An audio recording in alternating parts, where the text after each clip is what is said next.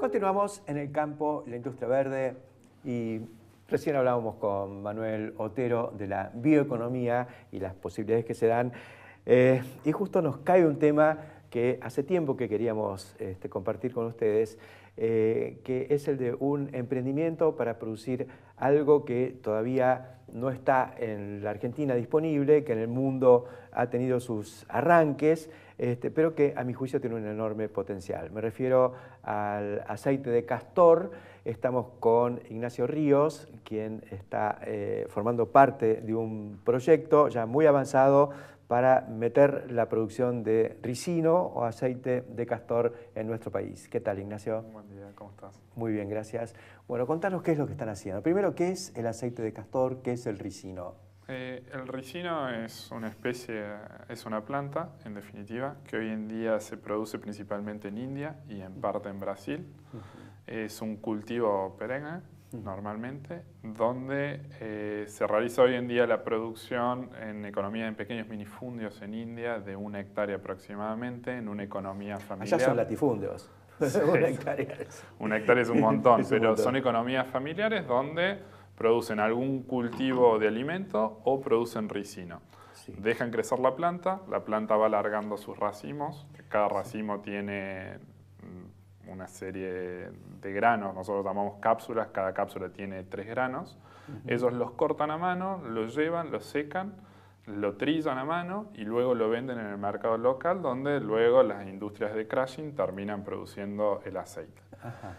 En Brasil lo realizan de una manera muy similar, lo producen en economías muy pequeñas en la zona de Bahía, es una economía de especialidad, te diría. Tradicional, digamos, de Muy Bahía. tradicional, Sí. de la zona de Bahía, donde tiene una cultura muy especial, muy ligada al ricino hace ya varias décadas, y no se produce en ningún otro lugar del mundo.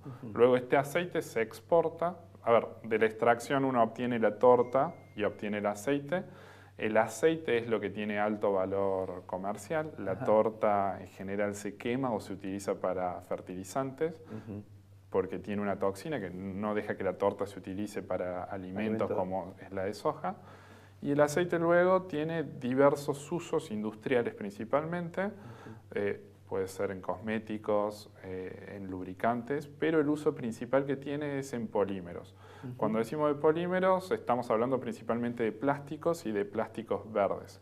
Entonces, si bien... justo lo que hablábamos exacto, en el bloque está muy anterior. ligado con lo que venías hablando. Si bien es muy precaria la producción agrícola, Sí. existen industrias químicas principalmente que han trabajado mucho en innovación y obtienen de este aceite un polímero que se llama P11, a través del cual producen plásticos verdes para usos muy específicos. Por hablarte en la industria del deporte se utiliza mucho para fabricar esquíes, por ejemplo, o se utiliza para la fabricación de botines. ¿Y qué característica tiene? ¿Por qué es plástico P11? Mira, es muy liviano, además de tener un origen verde, es un plástico que es muy liviano y tiene excelentes características dimensionales. Sobre todo, no absorbe mucha agua. Eso hace que el plástico mantenga sus características en algunos ambientes donde les es adverso. Por eso te digo que los botines es importante que sean livianos y que no te cambie el peso porque esté en un corriendo campo. en el barro. Correcto. Y es un producto que está siendo cada vez más demandado en la industria final. Y nosotros, ¿qué es lo que hicimos? Nos asociamos con una empresa de innovación del estilo de Bioceres, te diría, que se llama EvoFuel, que es parte de Bojin, que es una empresa israelí muy grande de innovación genética, donde ellos ya habían empezado a trabajar en colectar todas estas variedades de ricino que se encontraban a lo largo del mundo y empezar a hacer cruzamientos para mejorar las variedades y obtener un cultivo de ricino que sea escalable. ¿Por qué? Porque hoy en día el ricino en India crece al tamaño de un árbol y hace imposible su cosecha mecanizada. Entonces es impensable que las variedades que hoy tienen en India puedan llevarlas a Brasil o Argentina. Es el proceso que se hizo con la domesticación, digamos, moderna de todas las especies. Correcto. Al maíz hubo que uniformizarlo de modo tal de poder cosecharlo mecánicamente, que se entregue todo junto. Correcto. Pasó con todos los cultivos. ¿Cómo ha sido el proceso hasta ahora? Esta empresa israelí EvoFuel tuvo 5 años de investigación en laboratorio, donde empezaron a cruzar las variedades hasta obtener variedades más pequeñas, más finas para que pudiese ser cosechable mecánicamente, en definitiva, y altamente productivas. Ajá. Una vez que obtuvieron esas variedades, empezaron a buscar países que fuesen competitivos a nivel agroindustrial. Obviamente Argentina es uno de esos países. Más si se trata de aceite. Por supuesto. Entonces se asociaron a una empresa, nosotros tomamos al proyecto para empezar a probar estas variedades en Argentina. Es un proceso largo todo lo que sea de innovación genética. Entonces estamos hablando de 5 años en laboratorio, sí. Llevamos 3 años de prueba para ver cuáles son las variedades que se adaptaban mejor a Argentina. Se probó en Salta, se probó en Chaco, se probó en zona núcleo en Santa Fe. Y después, una vez que elegimos las variedades que mejor se adaptaban para Argentina, pasamos a la tercera etapa, la etapa previa a la etapa comercial, que es, una vez que tenemos las variedades, empezar a probar las prácticas de escala, es decir, a sembrar con las sembradoras que tenemos en la zona, a pulverizar con agroquímicos que existen en la zona y a cosechar mecánicamente como lo haríamos en escala. Fueron 3 años para elegir las variedades y ya llevamos 3 años en este proceso de prueba de escala.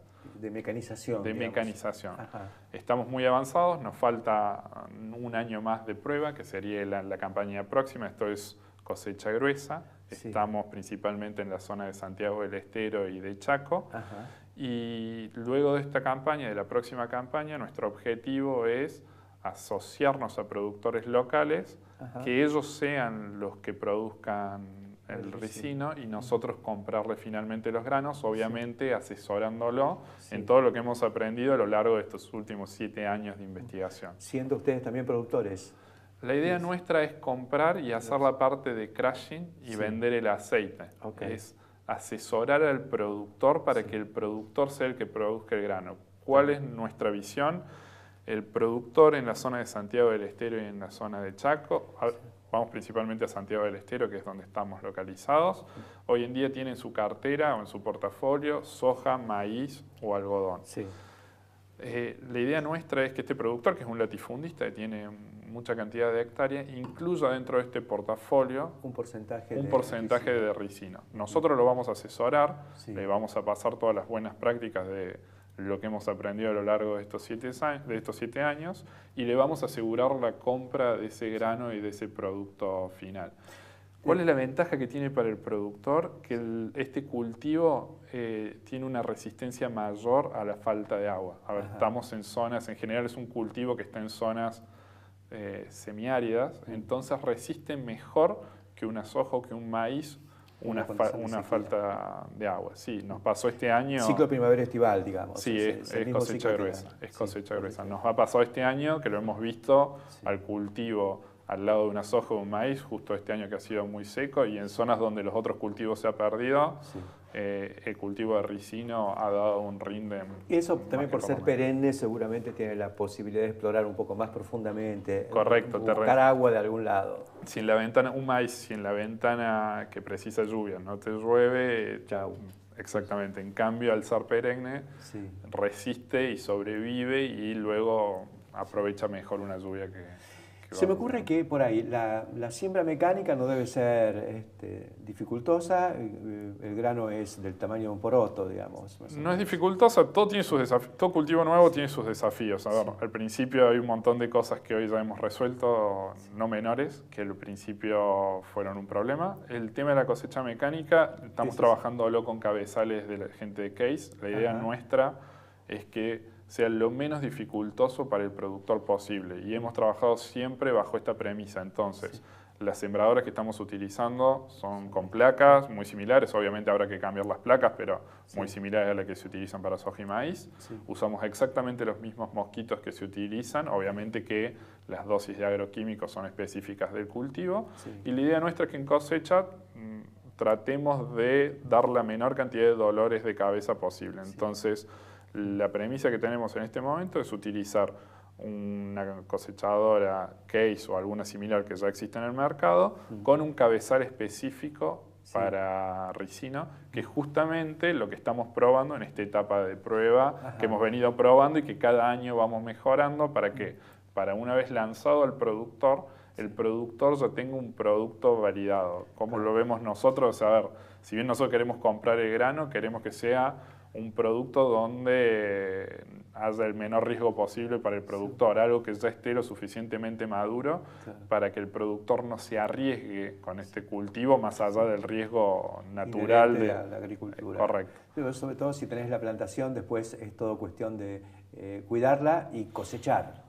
Es mucho monitoreo, pero a ver, no te estoy contando nada nuevo, es hacer un buen barbecho, como en el resto de los cultivos, ir monitoreando, no dejar que las malezas crezcan por encima del cultivo, pero no tiene mucha más ciencia de lo que tiene hoy una soja. Y me imagino que una de las cuestiones muy delicadas en productos así especiales que incluso se cosechan a mano y demás, como los arándanos, es que son productos delicados donde la presencia o la vista, ¿no es cierto?, en góndola es una condición fundamental, digamos, tiene que tener la capa de cera y demás. Acá pareciera que es todo, como es un producto que va a industria, es todo un poco más a granel. Por supuesto, es más parecido más a una mecánico, digamos. Sí, es un producto industrial, es más parecido a una soja y a un maíz que lo que va a ser a un producto final de los que estás hablando. Parece sumamente interesante, por eso cuando me enteré un poco de esto, quisimos enseguida convocarte e ir anticipando que se viene el aceite de castor en la Argentina. Gracias por acompañarnos, Ignacio Ríos, y mucho éxito con esto. Los vamos a seguir paso a paso. Te agradezco mucho la invitación. Enseguida continuamos.